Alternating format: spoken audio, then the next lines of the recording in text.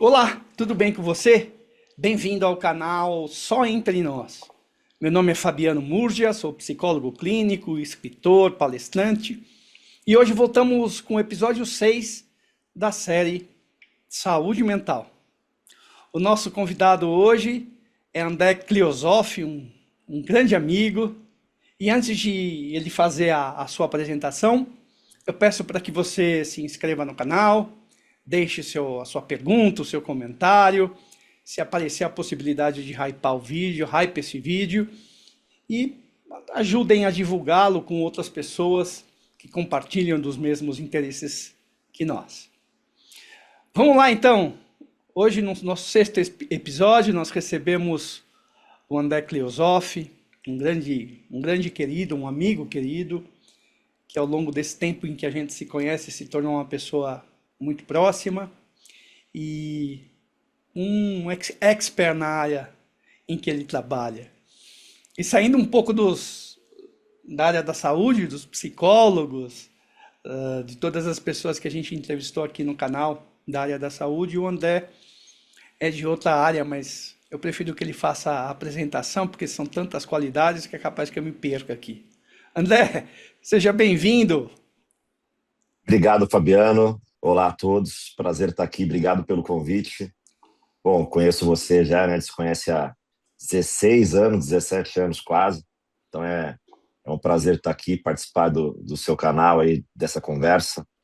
E bom, acho que a gente vai ter um papo bacana aqui sobre muitos assuntos. Eu me formei em tecnologia, já faz bastante tempo. Estou na área de tecnologia há 26 anos.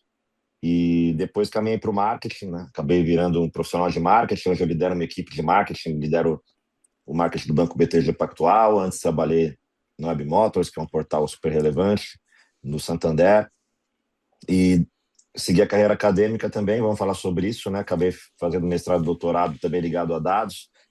E, de fato, foi uma trajetória que foi acontecendo ao longo do tempo. Acho que muita coisa foi acontecendo para eu segui-la. E boa parte, eu diria, do que deu certo se deve também ao trabalho de autoconhecimento que eu fui desenvolvendo contigo. Então, sou muito grato a isso e hoje eu consigo enxergar as coisas mais conectadas, digamos assim. Acho que pode ser um dos pontos do nosso papo. E estou aqui à disposição para a gente ir desenvolvendo isso e para que quem esteja assistindo que consiga, de alguma forma, aí, ter algo novo para absorver aqui. É para acessar essas informações, né? Porque de certa maneira, Exato. é, bem ou mal, pouco ou muito, a gente acaba tendo momentos de vida em que todos passamos por alguma espécie, algum tipo de dificuldade, algum tipo de vicissitude, de contratempo. E hoje a gente pode dizer que é aquele que tem a saúde mental preservada consegue transpor esses momentos com uma facilidade maior, com uma resiliência maior, que é muito importante no nosso viver. Mas a primeira pergunta, André, estou vendo aqui a nossa colinha. Sabemos que, claro, a rotina, a sua rotina de trabalho é intensa. Além de horas, né, literais, tem responsabilidade, tensões, viagens e por aí vai.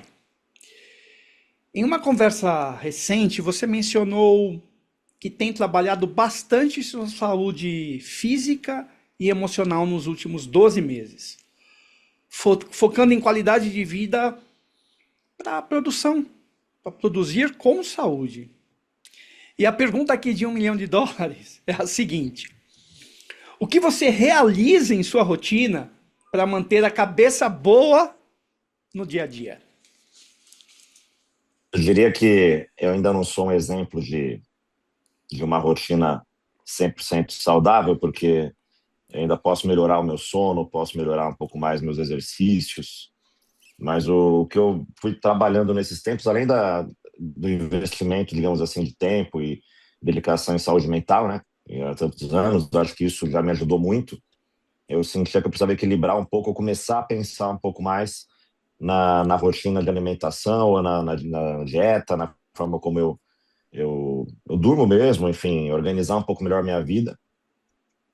Algumas dessas dessas metas eu consegui. Eu diria que na alimentação eu melhorei bastante. Já chega aquele ponto que você muda a chave radicalmente, né? E eventualmente corre o risco de ficar 2 meses radical e depois voltar.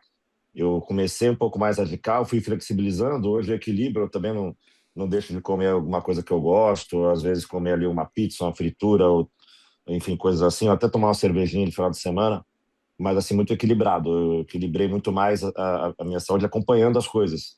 Então, vou no médico, vou no nutrólogo, faço minha rotina e isso é bom porque eu fico também mais tranquilo com a situação.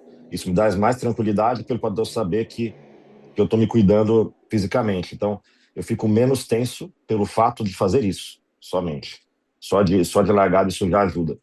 E o que traz de ganhos futuros também, né? E em relação a cuidar da saúde mental, eu acho que é o que eu já venho fazendo, né? Que a gente, inclusive, que você me ajuda, inclusive. E para mim, isso hoje em dia, eu percebo que as coisas vão evoluindo e você percebe como evolui no tempo, né?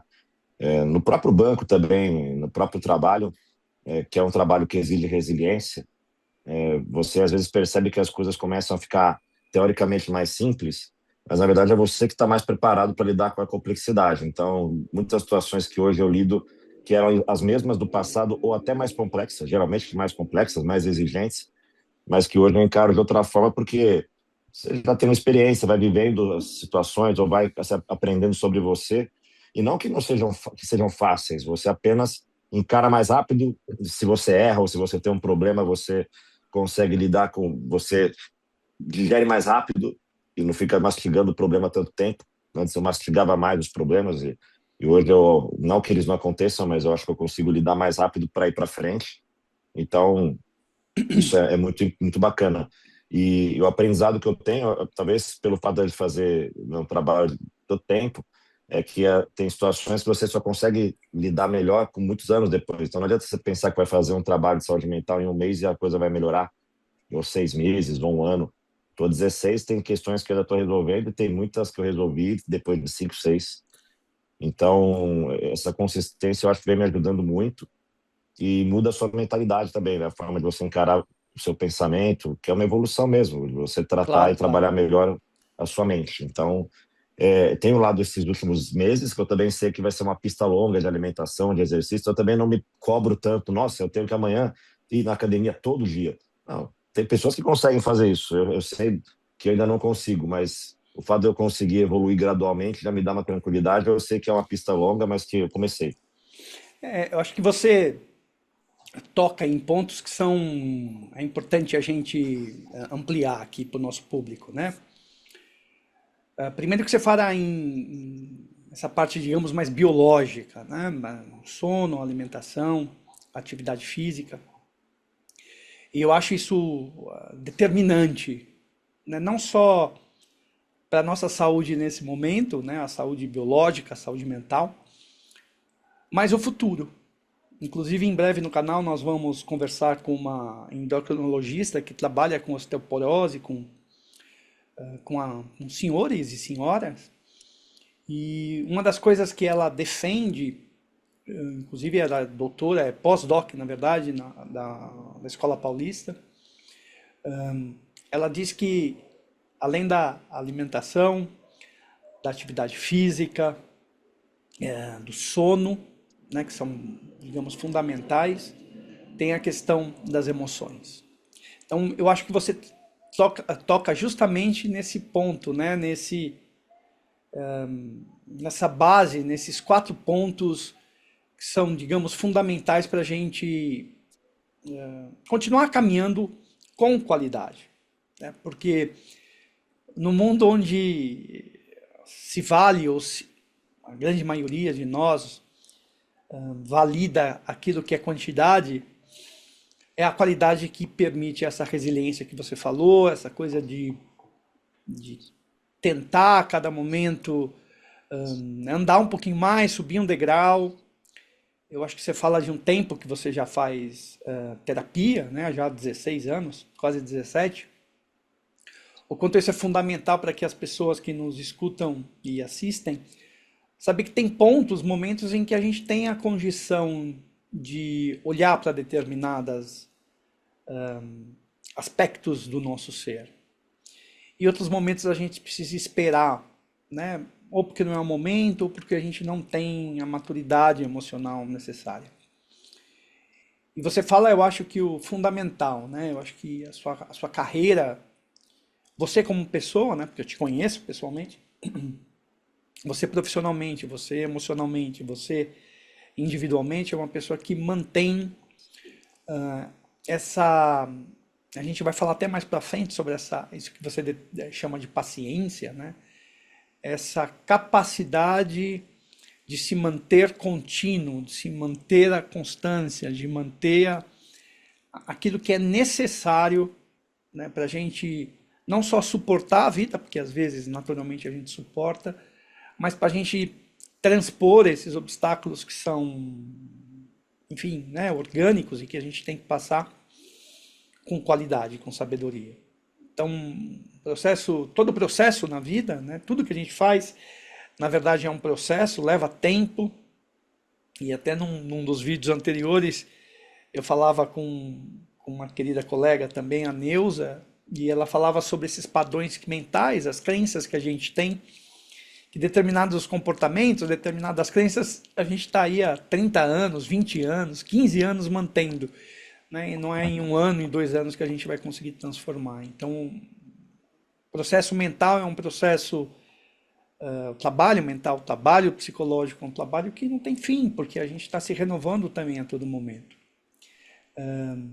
E isso, da mesma maneira, é a vida. Né? Então, eu acho importante você ter colocado esses pontos, porque é justamente os pontos que não só eu defendo, mas como pessoas, enfim, da área da saúde. André, outra pergunta aqui. Você costuma citar uma frase do Roberto Salluti sobre que o melhor investimento é aquele que permite colocar a cabeça no travesseiro e dormir tranquilo. Como você aplica esse conceito em sua gestão de carreira e saúde mental, vivendo em um ecossistema tão intenso como o da Faria Lima? O Salute é o CEO do BTG, né? Essa frase dele tem uma live na pandemia, quando as coisas estavam ali, né, super incertas, né? E tem uma live sobre investimentos, mercado. Ele falou isso, que as pessoas estavam buscando o investimento ideal e, na verdade, o investimento ideal é o seu, né? No sentido de que é o que é pensado de acordo com os seus objetivos e também que você consiga controlar o seu risco, que você conheça bem o seu risco, se conheça. E para mim isso tem a ver com tudo também, né? Lá na Faria Lima, enfim, no mercado, hoje a gente trabalha, eu sou um profissional de marketing. Então, na prática, quando eu comecei lá no banco, antes disso mesmo, quando eu comecei em outras empresas também, de mercado financeiro ou tecnológico, é sempre entender que você tem que conhecer muito bem o ambiente que você está e se conhecer para você se adaptar e também adaptar sua contribuição e também não tentar se colocar numa caixinha ou outra caixinha, né? O que faz de uma área de marketing, por exemplo, uma área bem competente, uma área que entrega valor, é você ser uma área criativa, mas de grande execução e de pensamento analítico ao mesmo tempo. É o que transformou-se o marketing. Tanto que eu comecei a trabalhar no marketing no momento em que, na verdade, eu fui escolhido pelo marketing, não eu escolhi. Foi quando eu estava fui fazer o estágio de dados lá no Santander, e aí a vaga que me colocaram é uma vaga de marketing, para trabalhar com análise. E aí foi entender o que estava acontecendo, né, ainda antes do digital. Então, na prática, eu estava no momento em que a demanda pelo papel de tecnologia aumentou drasticamente no marketing, ainda antes do smartphone e tudo mais. E aí foi quando eu percebi que alguma coisa estava acontecendo ali que, de fato, faria muito sentido no meu papel, o papel de quem trabalha na área que eu trabalho. E de lá para cá, o que aconteceu é que eu não cogitava nos primeiros anos olhar para o marketing como um todo. Eu pensava muito mais que eu trabalharia numa área analítica, quando eu era bem jovem ali. E aí eu fui desenvolvendo.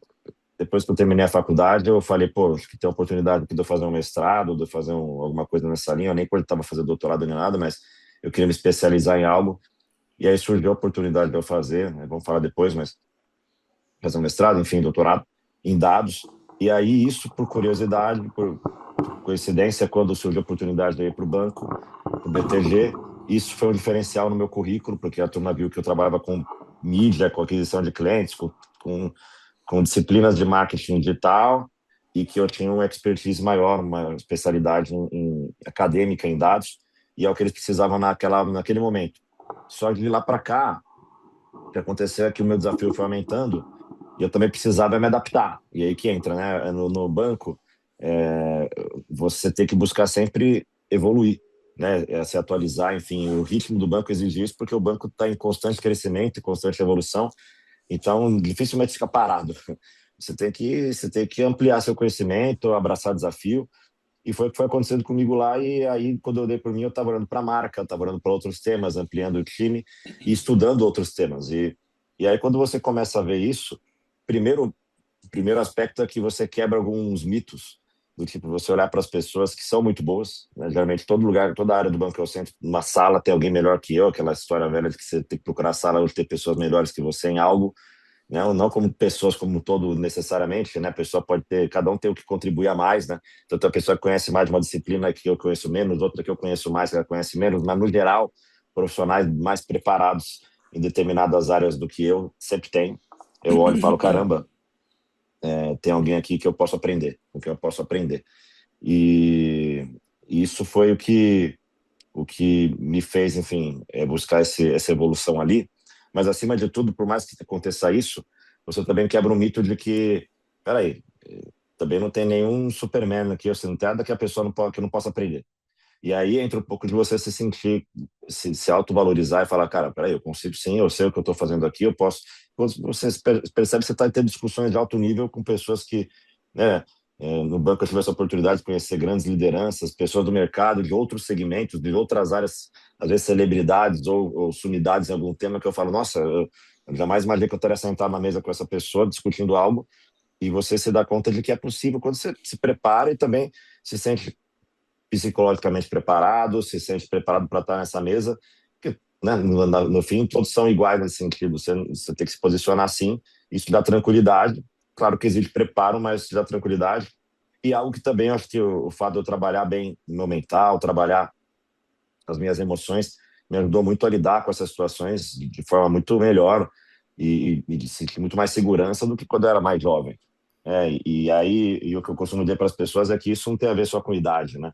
Se você ficar 20 anos fechado numa sala, você ficou 20 anos fechado numa sala. Você não adquiriu experiência se você ficar 20 anos sem viver. Então, acho que tem um lado também da experiência e hora de voo. Eu acho que também isso o banco ajuda muito, o mercado ajuda muito. E, ao mesmo tempo, é isso, você encontrar sua contribuição. Eu não sou de mercado financeiro, hoje sou, acabei me tornando professor de mercado financeiro, mas assim, por meio de uma contribuição muito mais ligada a outra disciplina e pela qual eu fui aprendendo muito também, e acredito que ele contribuiu também muito com o banco. E você acredita, André, que nesse processo todo que você cita, que eu acho que naturalmente também está muito explícito a questão da resiliência, né, da capacidade de suportar, né? É importante, porque eu sempre digo nas minhas lives, nos meus vídeos, a importância da gente, quando fala nessa área, que é a área profissional, que a gente tenha tesão, que a gente goste do que faça. Porque isso faz uma diferença muito grande em médio e longo prazo.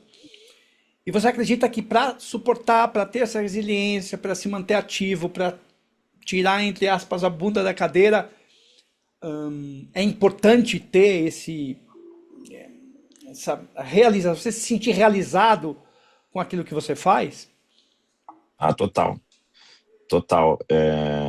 Você dificilmente vai fazer tudo que você gosta, né? Você tem sempre no dia a dia coisas que você não gosta, Claro. mas majoritariamente você tem uma visão de que está construindo o que você gosta e fazendo majoritariamente coisas que estão ligadas a algo que te realiza. E é isso que eu sempre busquei. Eu acho que mesmo inconscientemente eu busquei isso no tempo. E sim, eu adoro o que eu faço hoje. Eu tenho desafios incríveis ali. Eu gosto também de ter desafio no sentido de algo que eu tenho que ajudar a resolver ou melhorar. Isso sempre eu gostei. o que eu faço ele proporciona isso para mim. E também o que eu eventualmente é, a gente às vezes constrói, né? Eu acho que isso é um problema, inclusive, em certo grau, de algumas tendências que se construíram nas redes sociais, de você se inspirar em carros muito específicos e você achar que você vai construir aquela mesma trajetória para chegar ali, né? Se a pessoa fez, você vai fazer. É claro que você vai chegar no seu sonho, mas não necessariamente é o mesmo caminho, né? E Aham. isso aconteceu comigo em outras frentes. Eu tenho, pô, aspirações que eu sempre tive. Uma delas é a música por exemplo, coisas assim que eu, hoje são hobbies bacanas para mim, ou, na verdade, projetos que eu gosto de fazer que não são ligados necessariamente ao que eu faço todo dia, mas que são projetos e objetivos que eu fui realizando hoje, de outra forma. Pô, eu sempre quis ter uma banda que fosse produtiva, que fizesse material e gravasse álbum e tocasse. A gente faz isso no tempo livre hoje. E também outras coisas que eu faço, né, no dia a dia, até aqui atrás dos instrumentos, enfim, mas eu fui conseguindo colocar ao tempo, claro, né, nunca é linear, mas legal, eu tenho um lado profissional que eu adoro, que eu faço, mas outras aspirações que hoje, que talvez se eu não tivesse construído o lado profissional dessa forma, seria mais difícil eu fazer, então eu agora tenho mais tempo livre nos finais de semana, eventualmente, para pegar e me aprimorar em alguma outra coisa do que eu tinha, talvez, no passado, quando eu estava estudando e que eu tinha N preocupações. Às vezes, por mais que eu tivesse o tempo livre, eu não conseguia estruturar isso na cabeça para fazer. Então, hoje eu aproveito melhor meu tempo livre, digamos assim, seja no domingo, no sábado, do que eu aproveitava antes, não porque eu tenho mais tempo necessariamente quantitativamente, mas porque a minha cabeça está mais preparada para aproveitar, desfrutar melhor do tempo, eu diria.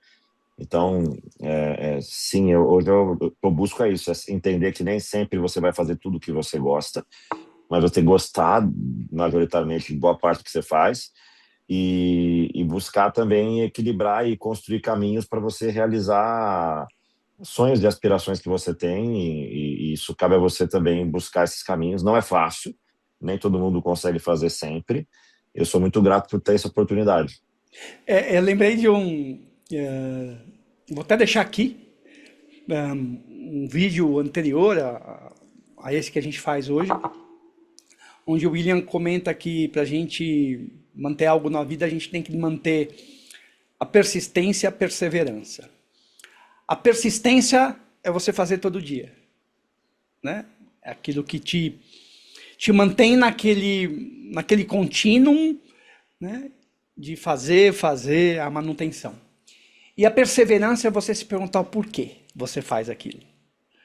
Eu acho que de uma maneira muito sintética você aborda esses dois aspectos, né? Esses dois temas, o persistir e o perseverar. Então, para tudo na vida, eu acho que a gente tem que, para tudo que seja importante, claro, né? A música, como eu sei que a música é importante para você, como eu sei que o seu trabalho, né, é importante para você, como eu sei que a família é importante para você, você precisa persistir e perseverar. Então, pessoal, pense nesses dois lados, nesses dois Verdade. aspectos que isso é fundamental, né? Se eu não me engano, inclusive na sua fala também, você traz algo importante, né? Eu acho que sua fala tem muito isso, né? Na verdade, sua vida, né? Eu acho que a gente é o que faz, né? Então, eu acho que no seu fazer e naturalmente naquilo que você é, André, você tem muito disso, dessa perseverança mesmo, desse seguir atrás, de não deu hoje, mas amanhã vai dar, não deu amanhã, mas puxa, não vai dar. Né, e eu acho que isso me lembrou uma afirmação do Mário Sérgio Cortella, que ele diz que a gente precisa ter capricho na vida. E capricho, de uma maneira muito reduzida aqui, é fazer o que você consegue fazer melhor hoje, enquanto não tem condições melhores de fazer melhor ainda. Então, grande Cortella. Vamos a um outro ponto interessante aqui para a gente conversar. Eu acho que está claro aí, né, para as pessoas que estão nos assistindo aí atrás, tem um monte de instrumentos musicais. Para quem não conhece, o André também é músico, é compositor, e na verdade é um compositor dos bons. E você Obrigado. descreveu em outros vídeos que o processo de compor e subir ao palco com sua banda, a Aerotrem, então sigam a Aerotrem, vou deixar aqui Sigam, também, sigam Aerotrem. é quase um processo de terapia em conjunto. Explica isso Sim. pra gente. Para mim a música sempre foi a conexão talvez mais forte que eu tenho comigo mesmo, assim. E eu acho que tem a ver com a minha experiência desde de criança, né? Meu pai tinha uma coleção de vinis que está comigo até hoje, que eu estou ampliando ela. E ali eu aprendi a ter acesso a muita coisa. Ele foi muito eclético. E aí o que foi legal, pelo fato dele ser muito eclético, dele ouvir tudo que estava na rádio, ele comprar um compacto, às vezes, né? Tinha um conceito para quem é mais novo, você tem o disco de vinil maior, que tem lá, em média, aí 6 faixas por cada lado, né? 12 faixas, 14 faixas, que é o álbum. Você tem uns disquinhos menores, que é uma ou duas músicas por lado, que é o que saía nas rádios, ali estava na moda, é o single, você comprava. Então ele comprava tudo. E aí eu ouvia tudo. Sertanejo de raiz, ou sertanejo moderno, música romântica, ou rock, Roberto Carlos, o que seja. E aí o que me tocou mais depois que eu fui ouvindo tudo acabou sendo Beatles, enfim, e aí acabou sendo uma conexão grande, porque quando você é criança você não sabe o que está acontecendo, né? Assim, você ouve a música, você não sabe o que está ali por trás. Aí depois eu fui empreendendo, então a guitarra, né? Eu lembro que tinha um disco do John Lennon, carreira solo, que ele está segurando uma guitarra no encarte do álbum. Falei, é isso que eu quero ter uma guitarra. E aí foi quando, depois de um tempo, minha mãe me deu uma guitarra, e aí eu fui entendendo como fazer música, né? E aí o meu entorno também, aí nos anos 90, alguns amigos que gostavam, e foi quando eu comecei a me envolver e ter esse sonho de ter uma banda. E desde 2000, 2001 eu tenho me envolvo com alguma banda, alguma coisa. E sempre foi um sonho meu gravar música, ter um álbum, ter um disco. E isso era muito distante, né? 25 anos atrás, isso era muito distante. Mas eu sempre tive banda. E aí isso me ajudou muito, inclusive, em muitos aspectos, né? Acho que a primeira vez que eu toquei ao vivo foi numa apresentação da escola de música que eu fiz em 2003. Depois, na festa da faculdade, em 2005, eu toquei. Depois, aí comecei a tocar com mais recorrência com a Aerotrem na primeira fase da banda lá, 2012, tocar em bares. E aí, isso te ajuda, me ajudou muito em lidar com o público, lidar em estar num palco, lidar com timidez, ou, enfim, com se expressar, né? Porque você cantar é difícil expressar. E aí vem a segunda fase de você expressar algo seu, que é ter música própria. E aí demora também, porque você vai escrevendo, depois você vai dividindo isso com outras pessoas, e aí você abre um pouco de algo que você escreveu. Então, isso também foi um processo bacana para dividir. E quando você começa a fazer isso mais de uma vez, é natural, né? Hoje, com a banda toda ali, a gente apresenta as músicas um para o outro, e isso cria uma relação bacana de você, uma parte de você ali sendo cantada, enfim. E aí faz uns 3 anos, na verdade, que a gente tem uma formação nova, né? O Guilherme e eu, que a gente toca há muito tempo, e aí depois o Guilherme trouxe pessoas que ele conhecia, essas pessoas trouxeram outras pessoas, aí tem hoje um quinteto, e a banda atual, que é muito legal, é a melhor banda certamente que eu já toquei junto, são fantásticos, e a gente gravou um álbum em 23, e agora, nos domingos aí, a gente se reúne para ensaiar e para gravar outro, e é um projeto que, assim, é muito gratificante, porque, óbvio, eu tenho, né, as minhas atividades, todo mundo tem as suas ali, uma parte da garotada é mais com música, mas todos têm alguma atividade profissional fora da banda, mas a banda acaba sendo um projeto que você fala, por que não? Eu vou fazer uma música, vai que a música ganha alcance e eu acabo tendo um público que gosta de me escutar, enfim, então, no sentido de ter um projeto que você se realize com ele, seja qual for o objetivo, não necessariamente, nossa, vai estourar, vai explodir a banda, mas se isso acontecer, ótimo, mas a ideia fundamental em torno disso é você se realizar com algo, né? E a gente se realiza muito com a banda e para mim é um momento onde eu consigo canalizar algo muito antigo meu, de infância, enfim. Então, é nesse sentido que eu vejo a música e me ajudou muito em muitas fases, assim. Eu não sei, cada um encara essas coisas de uma forma. Para mim, a música é uma forma que me remete ao passado quando eu ouço alguma coisa, ou que me desperta uma emoção, tem a capacidade de trabalhar com o emocional. E então, para mim, eu sempre estou ouvindo e tem uma conexão com a minha essência, digamos, né? Então, cada um tem uma conexão. Eu acho que a música, eu tive a sorte também, desde criança, de descobrir e que é uma, enfim, uma arte que conecta comigo muito forte e eu sempre vou carregar isso e encontrei uma forma de manter conectado com ela e muito bacana, inclusive, que me deixa muito realizado, muito feliz. Não tenho dúvida que isso me ajuda nas áreas todas, me ajuda no banco, me ajuda na família, com os meus amigos, com todo mundo, assim. Então, é algo que de fato me ajuda plenamente. E é interessante, né, André, escutar, né, embora não seja uma novidade para mim o que você está falando, mas para quem nos assiste e escuta, isso, claro, é uma novidade para alguns, mas eu acho que isso demonstra, como eu posso dizer, a importância de a gente muitas vezes sair daquilo que gera tensão, estresse, dúvida, medo, enfim, né? A gente pode catalogar aqui os sentimentos que, em geral, a gente costuma sentir nas relações, sejam elas profissionais, sejam elas íntimas, sejam elas sociais, enfim, culturais, hoje, né, hoje até pelas redes, né? Então eu acho que ter um caminho nesse íntimo, porque hoje está tudo muito explícito, né? Tá tudo Sim, muito público e a gente esquece do privado. E o que você está dizendo, creio eu, é que esse privado muitas vezes, para não dizer sempre, sustenta esse público. Muito daquilo que a gente faz na nossa, que a gente gosta de fazer. No seu caso é a música, mas poderia ser uma atividade física, uma corrida, poderia ser um hobby, fotografar, sei lá, né? Tem tantas coisas hoje que a gente pode fazer. O quanto isso ajuda nas outras relações que a gente estabelece pela vida. Porque é muito difícil, né? Eu acho que a grande maioria das pessoas que nos escutam aqui sabe disso. O quanto é difícil você manter uma, né, uma constância, uma harmonia, é essa palavra que eu estava buscando, no nosso dia a dia. E ter esse privado, ter esse lugar onde a gente se encontra, onde nos encontramos, onde produz satisfação, produz também realização, ajuda a manter, né, as demais atividades que a gente estabelece aí pela vida. verdade. André, você se define como um eterno curioso e admite que a ansiedade já o fez questionar rumos profissionais no seu passado. Sim.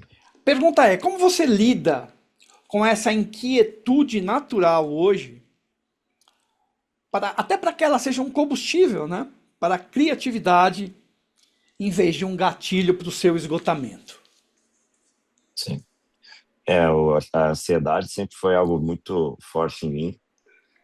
Em alguns momentos que eu tive mais, que eu lidei com situações mais críticas, né? Teve vários momentos assim que a ansiedade foi algo, né, mais complexo e que eu aprendi a lidar e hoje eu acredito que eu trabalho bem com isso. A gente tem que saber lidar e que ao mesmo tempo também é um combustível para mim. Então, embora seja a ansiedade seja um fato que muitas vezes me prejudica em certo grau, porque eu fico pensando, e não paro, talvez seja mais cansativo. Por outro lado, é o que me faz também me mover. Então, tudo que bem dosado, ele tem que encontrar a dose, né, pode te ajudar ou te prejudicar. E no caso da ansiedade, para mim sempre foi um motor, e eu diria que eu sempre fui muito inquieto também nisso, porque eu fico desenhando as coisas lá na frente, né, e eu acho que eu antecipo muita coisa. Mas no caso profissional, isso me ajudou bastante e quando eu tomei minhas decisões, no começo, quando eu fui trabalhar com marketing, enfim, trabalhar com, talvez com tecnologia, foi a primeira grande decisão que a ansiedade me puxou, que era, caramba, em algum momento faço tecnologia ou para outro caminho, né? E foi aí que eu decidi seguir a faculdade de tecnologia. Eu já trabalhava com computação, já mexia com computador desde 95, mas chegou um momento ali quando meu pai faleceu, enfim, que eu tive dúvidas se eu deveria seguir ou ir para outro caminho, porque eu também me interessava em outros temas, em história, humanidades. E aí eu falei, pô, talvez eu deveria seguir aqui o que eu já venho construindo de Fortaleza, que é meu conhecimento de computação, foi quando eu fui para a computação. E depois, quando eu fui, já trabalhava muitos anos em outras empresas menores. E quando surgiu a oportunidade de ir para o Santander, também foi um movimento, poxa, vou para um banco trabalhar com marketing. E aquilo já ficar projetando, né? Pois se eu for para cá e depois eu não gostar e não voltar, não, vamos, experimenta, você é jovem, vai. Então, ali também.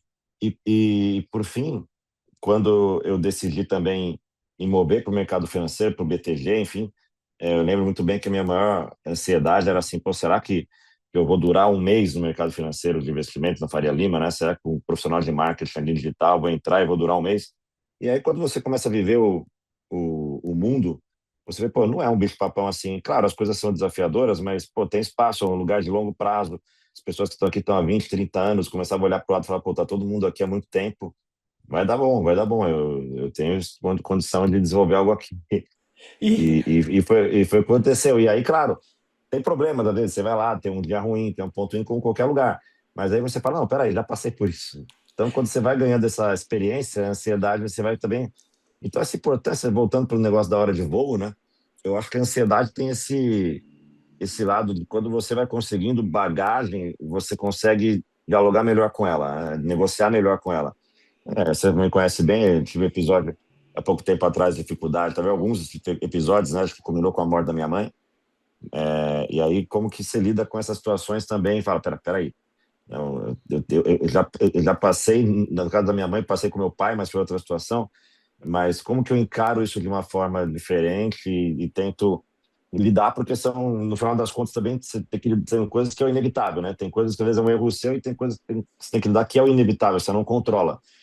E como trabalhar isso e entender também, novamente, não quero também aqui dar a impressão de que você não vai sofrer ou não tem que sofrer. Na verdade, o sofrimento ele existe muito, né? Muito. exatamente. A questão é que você tem que como encarar o sofrimento que você tem emocional com talvez naturalidade ou com resiliência de entender que você tem que passar por essas coisas e não adianta você construir uma vida pensando que você não vai sofrer em algum momento, né? Todo mundo vai sofrer, a questão é como você lida com o sofrimento também, né? Nossa, acho que tem aí, né? A gente precisaria de outro bate-papo aqui para poder falar disso, porque eu acho que desponta aí muitos aspectos aí.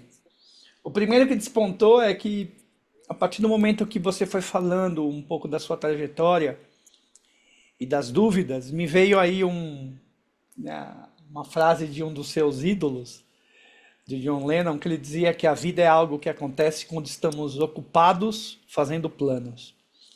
Exato. Ou seja, se colocar na posição de vítima, né, ou se colocar numa posição inoperante, talvez não seja o melhor caminho. Às vezes Exato. a gente precisa confiar, e aí entra um aspecto da fé que a gente também já falou aí em outros vídeos, de você seguir, continuar que é possível, e acreditar que é possível continuar, né? Sabe aquele feeling que você tem por dentro, né? Aquilo que de certa maneira se movimenta dentro de você. Então, é importante da gente se manter operante, da gente continuar, da gente perceber as possibilidades que às vezes essa ocupação traz. De repente alguém cruza o seu caminho, então, de repente alguém te oferece uma nova possibilidade, de repente você tem um site conversando com alguém. Então, a importância da gente continuar. E eu acho que um outro aspecto, né, André, bem forte aí dentro do que você traz, é essa questão do quanto a gente é suscetível, do quanto o sofrimento é um dado do viver também.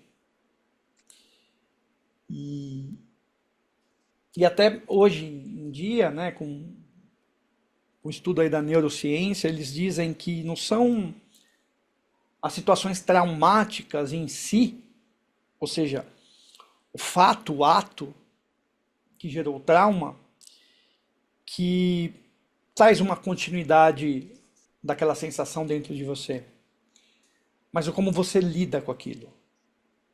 E aí, né, dá até para fazer uma referência a Jean-Paul Sartre, que dizia que Não importa o que a vida faça com você. O que importa é o que você faz com o que a vida faz com você. Então, eu acho que dentro disso que você traz também mostra esses dois aspectos. A importância da gente continuar, né, nesse caminho, se abastecer com a fé e se ocupar, né, com a vida, porque a vida é também ocupação, embora tenha um outro lado que a gente inclusive já falou no vídeo anterior, que é o tédio, né, que é o ócio, e Sim. também o como eu lido com as minhas dificuldades, ou como eu lido com as intercorrências, como eu lido com as vicissitudes, como eu lido com as aflições, como eu lido com o sofrimento. Então, quanto maior a minha capacidade de compreensão, muito possivelmente maior a minha capacidade de superar a dificuldade. Então, o autoconhecimento eu acho que é a base, né? Que sustenta tudo isso. A conversa tá boa, hein? Vamos lá. Moço. Bom, outra qualidade, né, do nosso André é o que tange aí os estudos. André é doutor em engenharia da informação com pesquisa na área de bioinformática. Creio que entre o estudo e a carreira, André, você deve ter vivido momentos em que foi necessário sair do efeito manada e buscar caminhos mais criativos. Como a saúde mental, a saúde psicológica pode interferir nessa tomada de decisão no sentido de você escolher a melhor estratégia.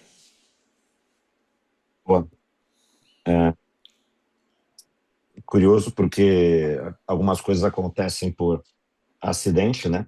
Mas quando você olha para trás, tem a ver também com o que você planta antes do acidente, seja ele bom ou ruim. E no caso aqui de algo positivo, para mim foi esse caminho dos estudos, porque eu sempre fui na infância, eu sempre fui um grande aluno, assim, até acho que até o ensino médio ali, depois meu pai faleceu, eu tive um terceiro ano do colegial não muito bom, mas e aí teve esse período ali que eu fiquei definindo faculdade, enfim. E na faculdade eu diria que eu fui um aluno ok, só que assim, já trabalhava em paralelo, né? Então não dá para fazer uma faculdade brilhante, mas eu acho que eu aproveitei bastante ela, olhando para trás. Embora no momento você acha, não, eu não fui tão bem, mas eu aproveitei bastante. Eu tinha colegas muito bons, tenho contato com eles até hoje, todos são grandes profissionais. E em algum momento, alguns deles falaram, pô, o que eu vou fazer? Eu fiz graduação na USP em Sistemas de Informação. Pô, tem uma oportunidade na Federal do ABC legal para trabalhar com redes sociais. Isso foi em 2012. E redes sociais em 2012 era outro mundo, completamente diferente hoje. E de análise de sentimento, análise de percepção de linguagem natural, naquela época, é um tema que hoje se fala muito, naquela época ainda era mais sofisticado. E eu falei, pô, acho que eu vou aplicar lá. Vamos ver se no meu currículo de notas não é talvez tão bom para quanto outros acadêmicos que vão lá, mas quem sabe. E deu certo, fiz uma aplicação, fiz uma conversa, fiz uma prova também, não me lembro. Mas eu lembro que eu passei, isso certamente aconteceu, porque eu fiz, mas. E aí eles me procuraram e falaram: olha, André, essa posição não tem para redes sociais, mas tem uma posição para trabalhar com engenharia da informação em dados, com análise de dados de proteína, na área de proteômica, sequenciamento, enfim. E ali foi curioso, porque eu nunca tinha trabalhado com isso, e eu tinha sido um aluno mediano em biologia, eu estudava, mas nunca foi algo que eu gostasse muito, para falar a verdade. E aí eu falei, pô, vamos lá. E foi algo incrível, porque para mim é um assunto fascinante hoje, depois que eu tive curiosidade de descobrir, né? E que isso depois se desdobrou para uma série de assuntos hoje em dia que estão em voga, né? O Google tem uma empresa só focada em estudos de biotecnologia, bioinformática, inclusive, acho que tem até prêmio Nobel que trabalha com os caras nisso. Então, assim, esse assunto ele virou um assunto muito mainstream, ou muito popular no ambiente, inclusive do marketing depois, porque tem tudo a ver, né? Você estudar comportamento biológico em relação a tudo, rede neural, desde rede neural a proteína, tá ligado com AI, tá ligado com tudo isso. Mas na época não era algo tão trivial, eu diria, no mercado. Na academia sempre foi. E foi um aprendizado incrível para mim, É, eu diria que eu fui um pesquisador ok, porque eu estava trabalhando no mercado em paralelo, mas eu lembro que a minha orientadora falou, bom, você foi um pesquisador ok, mas para dentre os que fazem isso e trabalham no mercado, você foi o melhor, ou um dos melhores, então vem. Aí foi quando eu apliquei para o doutorado também, eu falei, meio doutorado aí. E aí foi quando eu estava fazendo doutorado que apareceu o BTG, e eu falei, pô, será que eu consigo fazer doutorado trabalhando no BTG? Vai ser difícil. Aí eu tranquei um ano, por outras razões também, mas principalmente por essa, e depois eu consegui me organizar, e ali eu diria que foi bem difícil, porque em algum momento eu falei, pô, será que eu vou ter que abrir mão do doutorado mesmo? Eu não vou dar conta. E eu preciso, né? Eu tô aqui, na minha carreira tá no banco, no sentido de, cara, é onde eu ganho meu dinheiro, é onde eu tô construindo minha carreira, e talvez eu tenha que voltar depois a fazer o doutorado, mas eu queria muito terminar, e assim, não é possível que eu não vou, que até aqui eu não vou terminar. E foi um processo curioso, porque não foi só o doutorado, foi o desenvolvimento das relações, né? Então, eu desenvolvi uma relação com a minha orientadora muito bacana também, que me cobrava duramente, aí depois pô, a gente encontrou pontos assim, de conflito que se transformaram depois em parceria, em a pessoa que me ajudou muito também, sou muito grato a ela. E assim, as coisas andaram, e aí deu certo. Em 2022 eu acabei defendendo, enfim, eu virei doutor em 22, e é um assunto que me ajudou muito, principalmente mais pelo método do que pelo tema, né? Que é o ponto de muitas vezes eu tenho uma convicção numa tese que eu estava pesquisando dentro da minha tese de uma ideia e provar que não era aquilo e volta e volta e volta. Então, de você ter olhar friamente para as coisas, não pelas paixões somente em relação ao que você acredita, que você defende, assim de, vou voltar atrás aqui, mudar de ideia, é melhor mudar de ideia porque senão você vai abraçado com o erro. E acho que o doutorado me ajudou nisso também. Eu carrego isso muito no banco também, né, no dia a dia. Não tem, eu mudo de ideia quando preciso, não tem problema nenhum. Eu acho que você tem que separar o que eu procuro, o que eu sempre procuro, eu costumo dizer, ou pelo menos não sei se digo tanto, mas penso, que é para mim valores, né? A gente fala muito disso também, né? Valores são coisas que você constrói, dificilmente você muda e você tem que buscar os melhores valores. E valor é algo que eu acredito muito que tem valores bons e ruins. Mas ideia, convicção, às vezes não tem a ideia boa ou ruim, tem a ideia que faz sentido e tem lógica e que está comprovadamente ligada ao sucesso ou ao fracasso. Que é a Se você acredita estratégia. que A gente se pode chamar de acredita que eu abri estratégia. exato. Se eu tiver a ideia que eu abri essa janela, vou pular e não vai dar nada, eu tô errado. Isso é um erro. Eu vou comprovar empiricamente se eu fizer isso aqui. Então, eu acho que você tem esse lado da ciência que, cara, se você consegue ver o que vai dar, e não tem como, cara, não concordo. Eu acho que isso me ajudou muito nesse sentido. E já valor tem a ver muito mais com base que você vai construindo e assim, dificilmente vai mudando valores, né? Faz isso no banco, a marca do banco tem valores, né? A gente tem 5 valores na marca que são os valores. Eu sempre vou vai contratar alguém, ó, são esses valores daqui. Você quer ver? Eu falo nas entrevistas, inclusive, ó, você tem motivos para não ver se você não concordar com isso aqui. Eu estou te dizendo, não vou te vender o que não é. Então, tem a ver muito mais com essa afinidade de valores. Isso tem a ver com tudo. É, Então, eu acho que isso me ajudou muito também. Acho que tudo isso convergiu. Desculpa, só para concluir, que é lidar com também conectar os pontos, que é o que eu falo muito lá com a turma. Eu ir para o banco, para o BTG, tem a ver com uma conexão de pontos na minha carreira que me levou a ter essa oportunidade. Se eu tivesse conectado outros pontos, teria outros caminhos, mas está tudo ligado com os pontos que você conecta. E às vezes sai algo totalmente inesperado. Eu jamais imaginei que eu fazer um doutorado estava ligado a eu estar no momento que me permitiria caminhar para uma carreira no mercado financeiro, para liderar um time de marketing, né, e fazer um trabalho que eu estou adorando fazer. Mas isso teve a ver muito com uma combinação de fatores meio que inusitada. bom, eu acho que para quem nos assiste aqui, dá para perceber que é difícil de acompanhar, né? Que você vai fundo nas coisas, né? Então, sorte do banco, sorte do BTG de ter você como head de marketing. E André, a gente sabe que esse ambiente bancário enfim, é conhecido como ser muito conhecido por ser muito exigente, com alguns rituais e disponibilidade constante. Sim. Como líder, você trabalha para que sua equipe mantenha a intensidade que é um dos valores do Isso. banco, sem ultrapassar o limite do burnout e da exaustão emocional. É por aí? Sim. É por aí. Para mim, eu acho que no caso do banco, qual foi o meu grande aprendizado, né? Claro que a gente vê no mundo de hoje, né? Como ele falou, a ansiedade é um dos principais temas, o burnout e tudo mais. O que eu procuro no banco fazer é sempre gerenciar a expectativa de quem está no time e falar, olha, aqui o ritmo do banco é esse aqui. Pô, e assim, eu sei que tem um debate sempre, o presencial, o remoto. O banco é presencial. É o que é, as coisas como são. As coisas são assim. A cultura do banco é assim. Você está preparado para vir para esse universo? E você está com fome para fazer isso? E se às vezes a pessoa não está, não tem problema. Mas acho que você tem que ter fit no lugar que você está. Eu acho que esse foi meu primeiro aprendizado. Não adianta tentar construir uma realidade que não existe para a pessoa se sentir melhor nela. Tem que ser muito transparente com a realidade do trabalho que é.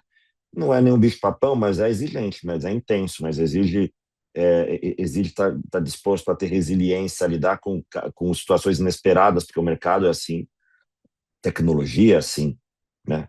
E beleza, dito isso, e tendo as pessoas que entendem como isso funciona, o que a gente faz no dia a dia para ajudá-las? Tem um trabalho muito forte lá com a equipe de pessoas, muito forte. A gente acompanha como está a satisfação das pessoas. A gente tem, eu incentivo minhas lideranças a ter conversas constantes com as equipes. Eu me considero ser uma pessoa muito aberta. Eu sei, às vezes no dia a dia tem muita correria. Mas, pô, chega na minha mesa, lá no banco não tem sala, né? As pessoas estão tudo na mesa do lado do outro. A minha mesa é igual a do analista, do estagiário, não tem mesa diferente. Só chega lá, e aí, vamos conversar, bater um papo? Pô, claro que vamos. Se não tiver um tempo agora, vamos, no final do dia, dar um jeito, amanhã, mas assim, acontece, né, rápido. Então, assim, acho que tem uma abertura muito forte, e o que eu acho que é um mérito que eu diria nosso e meu, foi conseguir criar dentro do banco uma área de marketing que ela seja respeitada pelos executivos do mercado financeiro ali, né, tipo, a área de marketing, e que a área de marketing também admire, conheça e entenda o que é feito pelo time de produto financeiro. Porque se não tiver essa compatibilidade, não adianta viver aqui. Aqui é o mundo do marketing, aqui é o mundo de mesa de operações, ter que respirar as coisas e ter conexões, entendendo as diferenças e o que se complementa. E eu acho que isso foi algo muito positivo para o banco, não só o marketing, mas outras áreas lá que são relativamente novas, como os novos times de tecnologia, que tem outro padrão de pensamento, né?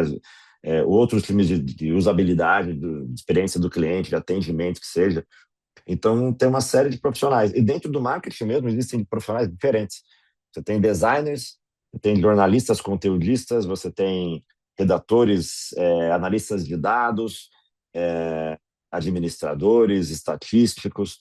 Então, o próprio marketing hoje ele é uma miscelânea de disciplina e de perfis. E o que a gente vem fazendo também é colocando todo mundo no mesmo, misturando no mesmo balaio para que as pessoas se conheçam e tenham trocas, né? Porque antes as coisas no mundo também corporativo, acho que mais antes do digital, elas eram mais departamentalizadas. Então, desculpa o nosso probleminha técnico aqui. Pode continuar, André.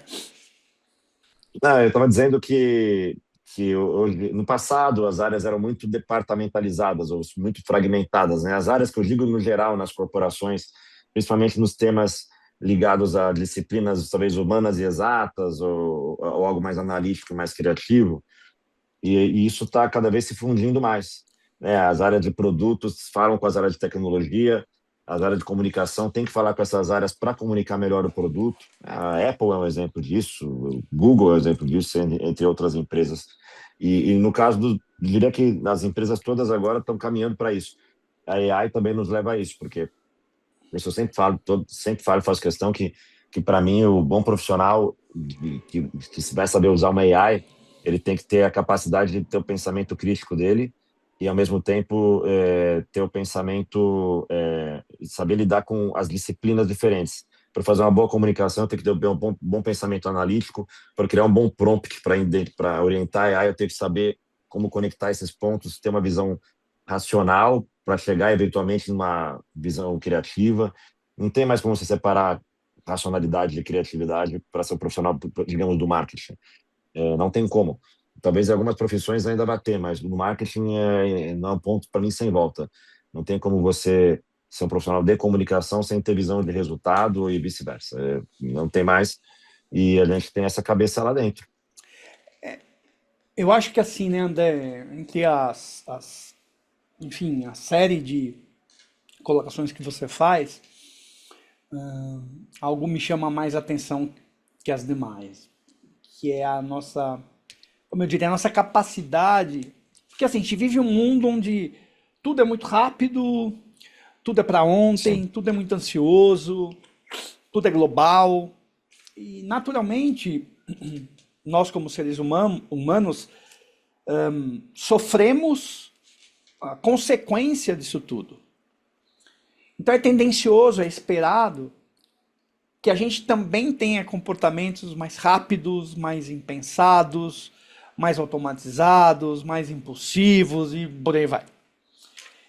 E algo que eu acho que você disse, assim, num interstício, né, entre uma colocação e outra, é para você fazer uma decisão como a sua, por exemplo, de ser um profissional de marketing e seguir com os seus valores aliados aos valores da onde você trabalha, você precisa fazer uma reflexão inicial. Então, sim.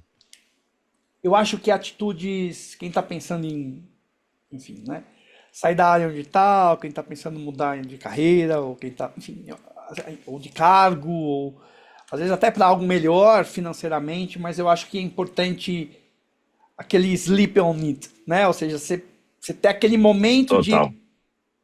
será que tem a ver comigo? Será que tem a ver com o outro? Será que tem a ver com o que eu vou exercer? Né? Porque tudo hoje é muito rápido e às vezes a gente toma decisões sem Sim, precisar tomar. Concorda com esse ponto de vista? concordo. Eu, na verdade, né, a gente fala sobre isso muito. Em muitos momentos eu pondero muito as minhas decisões e às vezes eu até me puno por ponderar demais. E eu acho que hoje o que eu aprendi nos últimos anos foi o processo de decisão ser aprimorado. Eu acho que eu evolui muito nisso nos últimos anos. Mas, sobretudo, uma vez que você toma a decisão está tomada e vai com tudo. Mas ponderar muito antes. E isso tem a ver com o fato de que você não precisa se pressionar a decidir rápido, mas você tem que estar preparado para a decisão. E aí tem a ver com as emoções, né? Então, eu falo isso muito no banco também, em alguma situação. Pô, vamos dormir com essa. Você fala, vamos dormir com essa, amanhã a gente volta. Claro, dependendo de uma situação crítica, você tem que tomar uma decisão rápida. Isso existe. Mas toda vez que você puder ponderar um pouco mais, é importante. E, e também saber o grau de decisão, o tipo de consequência que a decisão tem. Porque se for uma decisão com consequência baixa, vale a pena você, eventualmente, tomar um risco maior até. Se a decisão tem uma consequência maior, refletir maior. No passado, quando eu decidi mudar, sei lá, que eu estava em história ou computação, vou fazer computação, se der errado eu volto para algum. É mais fácil com 20 anos, vamos embora. E então, decisões quando você é mais jovem, eventualmente tem mais tempo, isso não tem a ver só com a idade, mas se tem mais tempo para manobrar, ok, se o risco é baixo, é mais tranquilo. Acho que tendo uma visão de você analisar o risco e analisar a decisão e o tempo que você tem para tomá-la. E também tem o outro lado, né? A gente fala muito de longevidade aqui, né? De cuidar do tempo. Pô, a gente tem muito tempo ainda, né? Então, assim, claro, a gente não pode ficar contando que com isso sempre, mas hoje em dia a gente pode se reinventar com mais tempo. Então, também, isso para mim, algo que eu olho com muito carinho para o futuro. Eu não me vejo parado com 60 anos, com 70 anos. Eu me vejo fazendo coisas diferentes, eventualmente, me reinventando no futuro. Mas eu não tenho que pensar nisso agora. Isso eu vou pensar quando eu estiver com 60, 70. Agora eu tô vivendo um momento bacana e eu quero me desenvolver ainda mais aqui. Vai saber o que vai ser o marketing daqui a 10 anos. Talvez daqui a 10 anos ele vai estar trabalhando aí com outro tipo de comunicação, com outras tecnologias. Então, como foi há 15 para trás. Então, eu acho que o principal é segurar um pouco essa ansiedade mas ao mesmo tempo saber gerenciar o impacto da sua decisão em relação ao risco. Se você equilibrar bem o risco e equilibrar bem a ansiedade, a decisão ela é mais fácil. e também não ficar dormindo com erro, né? Se errou uma decisão, eventualmente pegar o aprendizado que ela possa trazer e caminhar. E aí acho que entra o processo mental de você saber lidar bem com isso, porque todo mundo vai errar. Eu muitas vezes me punia, que achava que era, meu Deus do céu, acabou o mundo, decidi errado, né? E caramba, eu vou aprender com isso, né? Todo mundo erra. E a importância, né, André, aqui fazendo um pouco, defendendo o meu lado aqui, digamos assim, né? A importância de a gente, em alguns momentos que carece um pouco mais de reflexão, um pouco mais de sabedoria, e que a gente tenha, como por exemplo, você tem uma pessoa a quem recorrer no sentido da neutralidade, né? Porque muitas vezes a gente comenta uma ou outra decisão com alguém e isso é contaminado com o olhar daquela pessoa que nos conhece. Então, eu Sim. acho que um ponto fundamental talvez o principal ponto do trabalho psicológico, né, é justamente esse de agir com neutralidade. Aquilo que eu escutar e aquilo que vem até mim vem com esse tom, né, de que não é contaminado com as minhas emoções ou com as emoções das pessoas que me são queridas, que me são caras. E por Esse é fim, um ponto André, bacana. pode falar. Até complementar que é isso eu também aprendi bastante quando eu pego aconselhamentos, de sempre colocar em perspectiva a pessoa que está que tá me aconselhando. Às vezes eu estou falando com alguém mais ansioso, ou com alguém mais calmo, com alguém e ou que tem um histórico de vida que eu conheço, e não é que eu vou comparar a qualidade do conselho, mas vou entender o que está por trás do pensamento da pessoa. Por isso que é importante muito considerar isso e no processo de decisão e combinar isso. Se tem alguém, pô, no caso, né, que eu tenho contigo, de ponderar isso comigo. Então, isso ajuda muito. Chegando ao fim, André, vamos para a última aqui. Bora. No final das contas, você define felicidade como sentir-se realizado e sentir que faz a diferença para alguém. Para o Correto. André de hoje, o quanto o sucesso profissional está subordinado à sua saúde mental e ao seu propósito de conectar os pontos, entre aspas, entre o que você ama e o que você faz. Legal. Para mim é isso. Eu tenho uma dinâmica de trabalho no banco, no time de marketing faz uns 2 anos. E era uma dinâmica de escrever algumas palavras e valores, enfim. E aí eu lembro que o que resumiu tudo, depois que as pessoas perguntaram, pô, escreve aqui o que resume os seus valores todos, numa coisa só. E para mim eu coloquei realizar, que é o que eu gosto de fazer. Eu gosto de sentir que eu estou realizando algo, seja o que for. Se realizar pode ser fazer um móvel, ou realizar uma campanha de marketing, uma música. Mas o que que é realizar, né? Então eu gosto eu acho que é uma palavra que para mim faz muito sentido e também de ajudar de alguma forma a sentir que você, mais do que a percepção que as pessoas têm, mas você sentir que está fazendo diferença para as pessoas, nem sempre para sempre, né? Você tem caminhos que você ajuda, você é ajudado, ajuda alguém ou faz parte na vida de alguém, depois faz parte, né?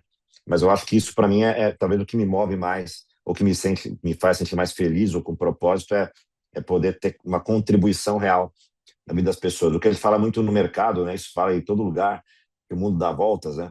E você não tem que fazer isso pensando no que você vai ganhar na frente de alguém, nem isso. Mas geralmente já encontrei muitas pessoas no passado em situações que depois elas me ajudaram, ou que eu fiz algo por elas, ou o contrário, que elas fizeram por mim e depois eu fiz por elas. Isso muitas situações. Recentemente tive uma muito bacana. Então assim, eu acredito muito nisso e acho que no mundo que a gente vive é o karma instantâneo, às vezes não é tão instantâneo, mas ele acontece. E então acho que é você viver não pensando necessariamente no que você ganha com as coisas, mas realizar, fazer as coisas bacanas e poder ajudar as pessoas. Isso volta para você. Eu acredito muito nisso. E acho que tem um lado que talvez tenha a ver com o que a gente lê, né? A gente fala bastante disso, que não, tem estudos disso, mas eu não sei se científicos, você talvez vai saber melhor do que mas como você se sente quando faz algo que você sabe que faz bem para alguém, Isso, obviamente, que tem a ver com um senso de humanidade também, né, do que você faz para uma pessoa ajuda.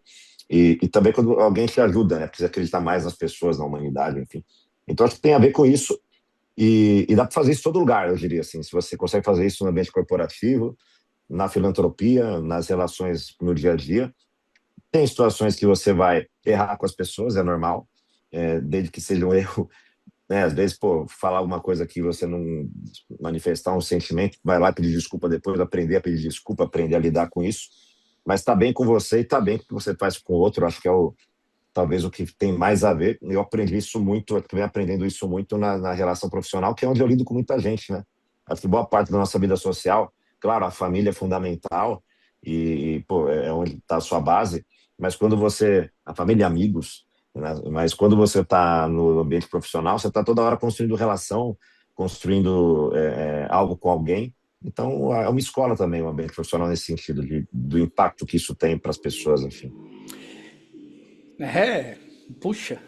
E assim, eu lembrei daquele filme, né? Acho que é com Will Smith, que é Corrente do Bem, né? Alguma coisa assim, que uma atitude altruísta que você tem vai despertando altruísta em outras pessoas Uhum. e isso vai se ampliando. E, cara, eu acho que do ponto de vista fisiológico, isso também gera uma modificação significativa, né? Porque quando a gente entra num meio, ou vive num meio de cooperação, de correlação, de interrelação, e a gente se sente acolhido, a gente libera alguns tipos de hormônios que é diferente do momento em que a gente está num ambiente que a gente se sente, de certa maneira, pressionado ou não aceito ou subjugado. Então, eu acho que a importância de ter essa visão de continuidade, de às vezes ponderar, tomar uma atitude, ponderar em falar. Às vezes a pessoa também não está num dia bom e isso pode acontecer. Enfim, eu acho que é meio por aí, né? Essa condição de da gente conseguir fazer, voltamos lá no início, né? Fazer o melhor que a gente pode enquanto a gente não tem condição de fazer melhor ainda.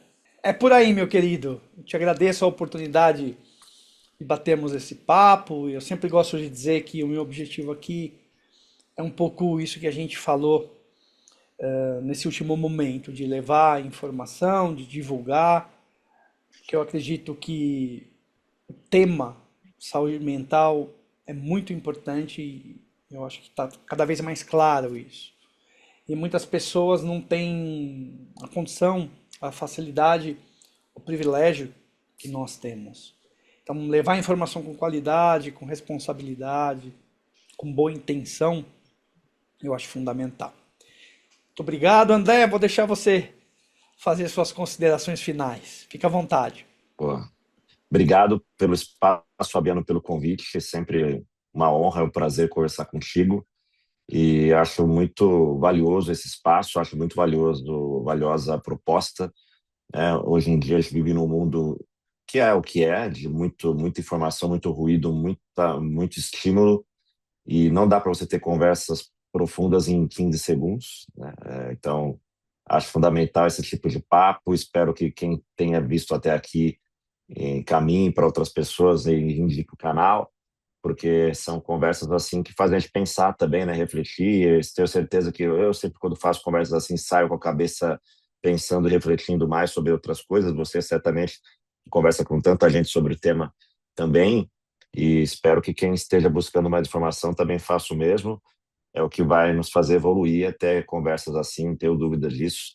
E estou à disposição, espero aí que tenha agregado para quem viu até o fim aqui, que a gente tenha conseguido despertar algo nas pessoas para reflexão. E conta comigo para outros episódios, para outros assuntos. Estou aqui sempre à disposição. Pô, foi muito, muito bacana. Você sempre traz, eu acho que, considerações importantes. Porque eu estou muito na periferia da vida, né? Eu recebo as pessoas, e você tá lá no dia a dia, né? Você vive, né? Eu escuto o que é vivido. Então, É importante as pessoas que têm uma vida semelhante à sua, que possam ter essa escuta, que possam ter essa capacidade de ver um pouco pelo seu viés. E se você ainda não se inscreveu em nosso canal, por favor, inscreva-se, compartilhe esse vídeo. Se apareceu hype esse vídeo, para que outras pessoas que tenham interesse como o nosso possam ser despertadas por esse conteúdo. E também não se esqueça de deixar seu comentário, sua pergunta, e teremos um prazer enorme em respondê-las. Muito obrigado, André, e até a próxima. Um abraço. Obrigado, Fabiano.